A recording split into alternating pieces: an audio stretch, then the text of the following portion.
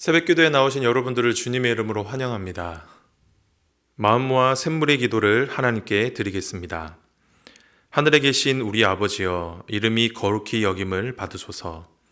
하늘과 땅의 권세를 가지신 전능하신 하나님, 그 하나님께서 우리의 아버지가 되어 주셔서 감사드립니다. 그리스도 안에서 입양해 주신 은혜를 기억하고 경외심과 친밀함으로 하나님께 나가게 하소서. 아버지의 이름을 거룩히 여기는 하나님의 자녀 되게 하소서. 나라와 열방을 위해 기도합니다. 나라가 임하시오며 뜻이 하늘에서 이루어진 것 같이 땅에서도 이루어지이다. 왕이신 하나님, 하나님이 온 세상의 주인이심을 믿습니다. 이 나라의 위정자들이 하나님을 두려워하게 하시고 이 땅에 주님의 공의가 이루어지게 하소서. 우크라이나 백성을 긍휼히 여겨주시고 그 땅에 주님의 평화를 허락해 주소서. 수고하는 선교사들을 기억하여 주시고 각 선교지 가운데 주님의 뜻이 이루어지게 하소서. 목장을 위해 기도합니다. 오늘 우리에게 일용할 양식을 주시옵고 우리가 우리에게 죄 지은 자를 사하여 준 것 같이 우리의 죄를 사하여 주옵소서. 우리의 필요를 아시는 하나님, 일용할 양식을 공급하시는 하나님을 신뢰하고 주신 물질을 어려운 지체들과 나눌 수 있는 넉넉한 마음을 허락해 주소서. 주님께서 우리를 용서하여 주신 은혜를 기억하고 서로의 부족함을 용납하는 따뜻한 교회, 따뜻한 목장 되게 하소서. 다음 세대와 청년들을 위해 기도합니다. 우리를 시험에 들게 하지 마시옵고 다만 악에서 구하시옵소서. 우리의 영혼을 지키시는 하나님, 우리의 자녀들이 하나님 품 안에서 잘 자라길 원합니다. 샘물 플래싱을 통하여 하나님을 예배하는 자녀들 되게 하시고 바른 성경적 가치관으로 세상의 유혹을 이기는 강한 자녀들 되게 하소서. 청년들의 취업과 결혼의 문을 열어주시고 오직 하나님만 섬기는 거룩한 주의 백성이 되게 하소서. 교회를 위해 기도합니다. 나라와 권세와 영광이 아버지께 영원히 있사옵나이다. 아멘. 찬양 받으시기에 합당하신 하나님, 존귀한 자녀답게 매일 아버지를 찬양하는 예배자가 되기를 원합니다. 삶의 어려운 형편 가운데서도 낙심하지 않게 하시고 주를 찬양할 때 부어지는 놀라운 은혜를 경험하게 하소서. 주께서 우리를 위해 쉬지 않으시듯 우리도 쉬지 않고 기도하는 교회가 되게 하소서. 오늘 하루도 주기도문을 살아내는 주기도인이 되게 하소서. 존귀하신 예수님의 이름으로 기도드립니다. 아멘. 오늘 우리에게 주시는 하나님의 말씀은 사도행전 3장 11절에서 26절 말씀입니다. 나은 사람이 베드로와 요한을 붙잡으니 모든 백성이 크게 놀라며 달려나아가 솔로몬의 행각이라 불리우는 행각에 모이거늘 베드로가 이것을 보고 백성에게 말하되 이스라엘 사람들아, 이 일을 왜 놀랍게 여기느냐? 우리 개인의 권능과 경건으로 이 사람을 걷게 한 것처럼 왜 우리를 주목하느냐?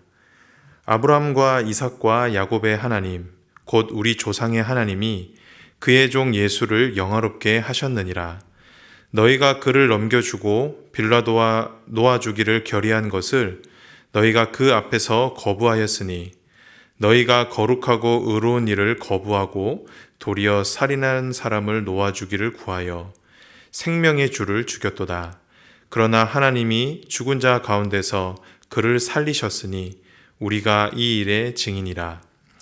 그 이름을 믿음으로 그 이름이 너희가 보고 아는 이 사람을 성하게 하였나니 예수로 말미암아 난 믿음이 너희 모든 사람 앞에서 이같이 완전히 낫게 하였느니라.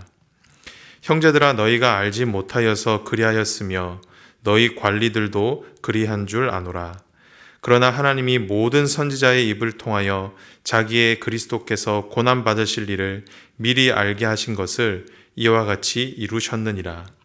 그러므로 너희가 회개하고 돌이켜 너희 죄 없이 함을 받으라. 이같이 하면 새롭게 되는 날이 주 앞으로부터 이를 것이요 또 주께서 너희를 위하여 예정하신 그리스도 곧 예수를 보내시리니 하나님이 영원전부터 거룩한 선지자들의 입을 통하여 말씀하신 바 만물을 회복하실 때까지는 하늘이 마땅히 그를 받아두리라.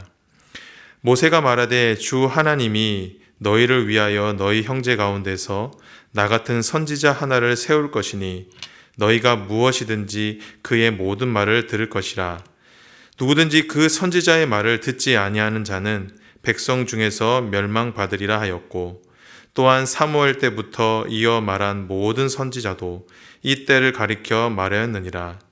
너희는 선지자들의 자손이요 또 하나님이 너희 조상과 더불어 세우신 언약의 자손이라. 아브라함에게 이르기를 땅 위의 모든 족속이 너의 씨로 말미암아 복을 받으리라 하셨으니 하나님이 그 종을 세워 복 주시려고 너희에게 먼저 보내사 너희로 하여금 돌이켜 각각 그 악함을 버리게 하셨느니라. 아멘.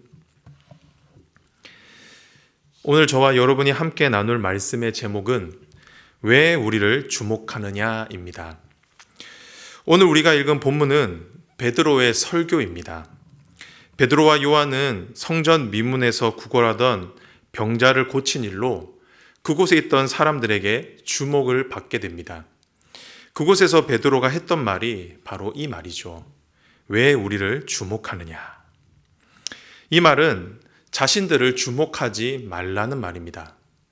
자신들은 주목받을 대상이 아니라는 것이죠. 오히려 주목해야 할 대상이 따로 있음을 말씀합니다. 그분이 누구이십니까? 바로 예수 그리스도이십니다. 저는 베드로의 이 고백을 묵상하는데 이 말씀이 오늘을 살아가는 저와 여러분에게도 도전을 주시는 말씀 같았습니다. 너는 무엇을 주목하며 사느냐는 것이죠. 특별히 너는 누구를 숭상하며 사느냐는 것입니다.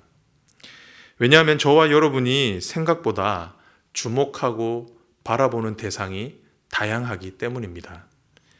예수님 외에도 많은 것들을 숭상하며 살아가기 때문이죠. 사랑하는 성도 여러분, 오늘 주님께서 저와 여러분에게 이렇게 물어보십니다. 너는 누구를 주목하며 사느냐? 바라기는 이 주님의 물음에 저는 주님만을 주목하며 살겠습니다.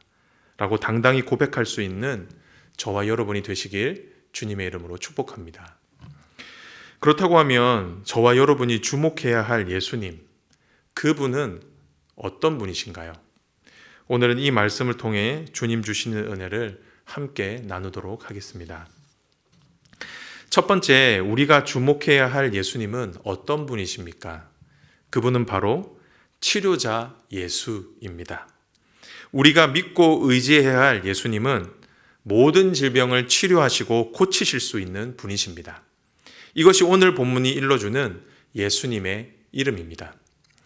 우리는 앞선 말씀을 통해 배웠지만 이 이야기의 발단은 성전 미문에서 구걸하던 사람이 병에서 나음으로부터였습니다. 이 일로 인해 사람들은 베드로와 요한을 주목하게 되었습니다. 그런데 이때 베드로가 전한 메시지가 무엇이었습니까? 16절입니다. 그 이름을 믿음으로 그 이름이 너희가 보고 아는 이 사람을 성하게 하였나니 예수로 말미암아 난 믿음이 너희 모든 사람 앞에서 이같이 완전히 낫게 하였느니라. 베드로는 병자가 나은 것이 자신의 권능이나 경건으로 된 것이 아니다라고 분명히 선언합니다. 오히려 병자를 낫게 한 것은 그 이름을 믿음으로 그 이름이 예수로 말미암아 된 것임을 선포합니다. 즉 병자를 고치신 분은 예수 그리스도시라는 것이죠. 이렇게 베드로는 예수님을 전하면서 예수님께서 치료자 되심을 선언합니다. 예수님께서 우리의 모든 질병을 고칠 수 있다라는 것입니다. 예수님께서 우리의 모든 연약한 것을 담당하실 수 있다라는 것이죠. 사랑하는 성도 여러분, 바라기는 이 사실을 믿음으로 받으시기 바랍니다. 그렇다고 하면 왜 예수님이 저와 여러분의 치료자가 되십니까? 이것이 바로 예수님께서 이 땅에 오신 목적이기 때문입니다. 마태복음 8장 17절입니다. 이는 선지자 이사야를 통하여 하신 말씀에 우리의 연약한 것을 친히 담당하시고 병을 짊어지셨도다 함을 이루려 하심이더라. 예수님 안에 저와 여러분의 치유가 있는 것은 예수님께서 우리의 모든 연약한 것과 우리의 모든 질병을 짊어지시고 십자가에 못 박혀 돌아가셨기 때문이라는 것입니다. 그렇게 예수 그리스도의 이름을 믿고 의지할 때 병에서 나음을 입을 수 있다라는 것이죠. 현재 우리 교회 안에도 많은 분들이 여러 질병으로 인해 고통을 받고 계십니다. 갑작스러운 질병으로 인해 고통을 받고 계신 분들도 계시고요. 특별히 긴 투병으로 인해 힘들어하시는 분들이 참 많이 계십니다.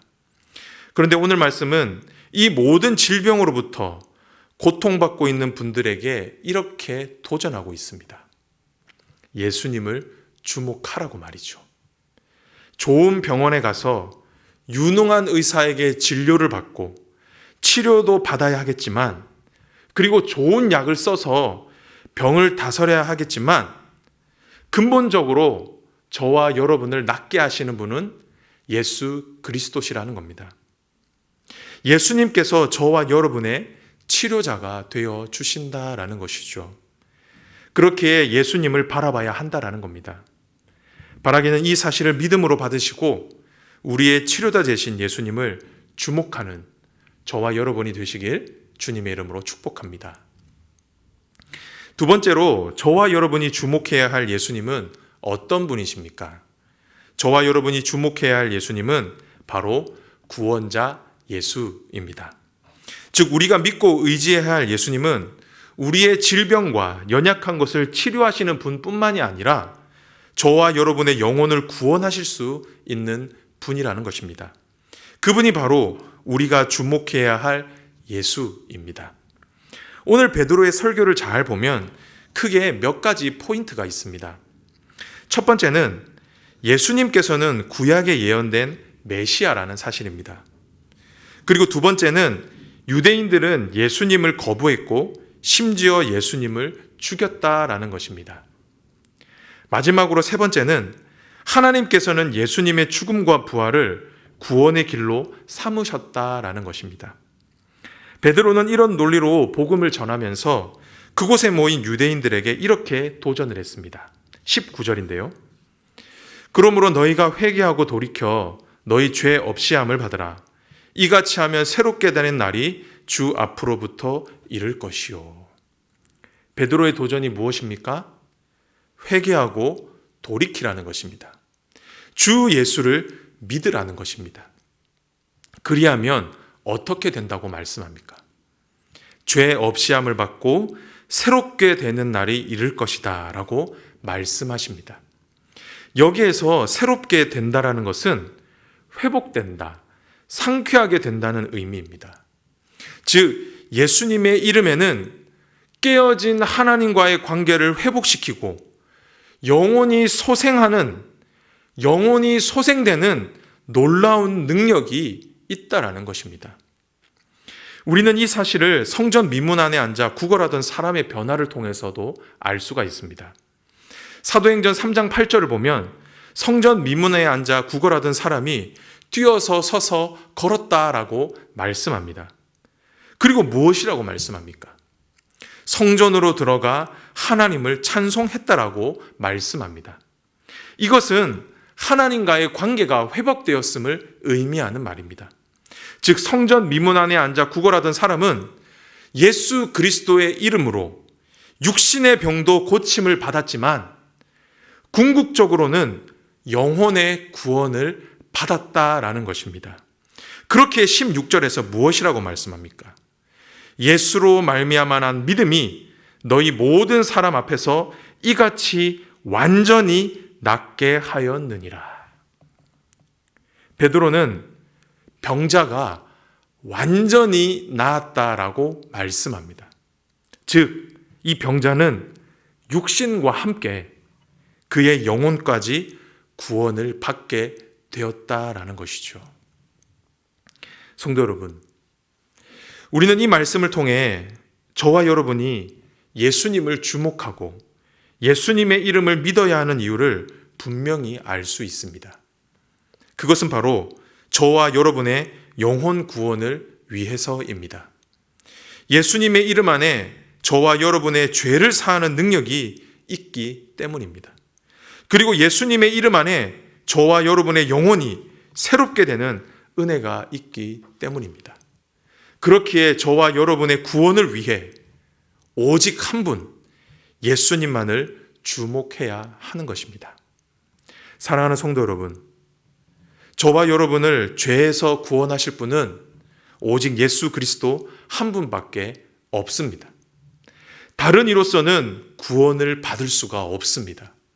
하나님께서는 천하 사람 중에 구원을 받을 만한 다른 이름을 우리에게 주신 일이 없으십니다. 오직 예수 그리스도, 그분만이 저와 여러분을 죄와 사망에서, 이 세상의 모든 악에서 구원하실 수 있으십니다. 바라기는 이 사실을 믿음으로 받으시고 오직 예수님 한 분만을 주목하는 저와 여러분이 되시길 주님의 이름으로 축복합니다. 마지막인데요, 저와 여러분이 주목해야 할 예수님은 어떤 분이십니까? 그분은 바로 심판자 예수입니다. 저와 여러분이 주목하고 믿어야 할 예수님은 다시 오셔서 이 세상을 심판하실 심판주이십니다. 베드로는 예수 그리스도의 복음을 전할 때 마지막 날에 예수님께서 다시 오실 것을 말씀합니다. 20절인데요. 또 주께서 너희를 위하여 예정하신 그리스도 곧 예수를 보내시리니. 베드로는 하늘로 승천하신 예수님께서 반드시 다시 오실 것을 말씀합니다. 그리고 그분께서 다시 오실 때 어떤 일이 일어날 것인지에 대해서도 구체적으로 말씀합니다. 먼저 21절을 보면 예수님께서 다시 오시면 만물이 회복될 것을 말씀하셨습니다. 이것은 이사야 선지자를 통해서 예언되었던 하나님의 나라가 온전히 성취될 것을 말씀하신 것입니다. 그런데 23절에는 또 무엇이라고 말씀합니까? 누구든지 그 선지자의 말을 듣지 아니하는 자는 백성 중에서 멸망받으리라 하였고. 무슨 말입니까? 그 선지자, 곧 예수 그리스도의 말을 듣지 않는 자들, 예수 그리스도의 이름을 믿지 않는 자들은 멸망을 받을 것입니다. 즉 하나님께 심판받게 될 것이라는 겁니다. 그렇기에 어떻게 하라는 것이죠? 예수님을 주목하라라는 겁니다. 성도 여러분, 우리가 믿는 예수님은 저와 여러분을 구원하기 위해 이 땅에 오셨습니다.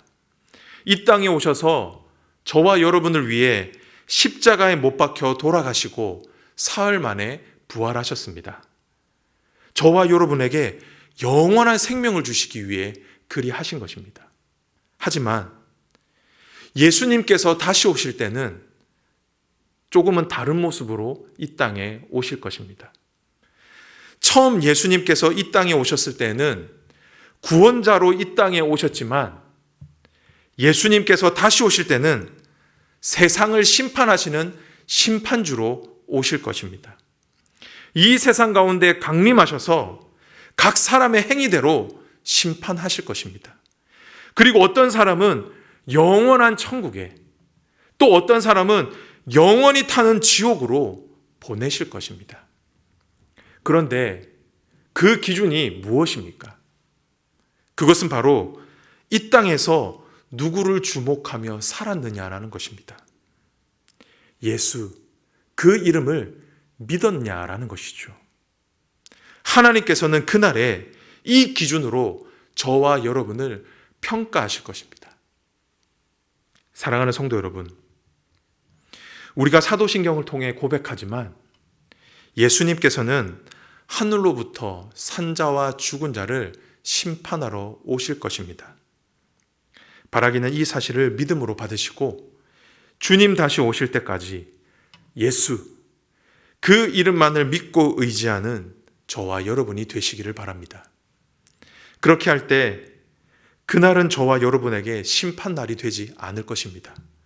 오히려 그날은 저와 여러분의 모든 눈물이 닦아지는 날이 될 것이며 저와 여러분이 온전히 회복되는 날이 될 것입니다. 바라기는 저와 여러분 모두 마지막 날에 영광스러운 자리에서 다시 만날 수 있게 되기를 주님의 이름으로 축복합니다. 말씀을 정리하도록 하겠습니다. 오늘 저와 여러분은 우리가 주목해야 할 예수님이 어떤 분이신지를 함께 묵상했습니다. 우리가 주목하고 믿어야 할 예수님은 어떤 분이십니까? 예수님은 치료자이십니다. 그리고 예수님은 저와 여러분의 육신뿐만이 아니라 영혼까지 구원하실 수 있는 분이십니다. 마지막으로 예수님은 마지막 날에 다시 오셔서 이 세상을 심판하실 심판주이십니다. 바라기는 이 사실을 믿음으로 받으시고 이 땅에 사는 날 동안 오직 예수 그리스도 한 분만을 주목하고 예수 그리스도의 이름만을 믿고 살아가는 저와 여러분이 되시길 주님의 이름으로 축복합니다. 아멘.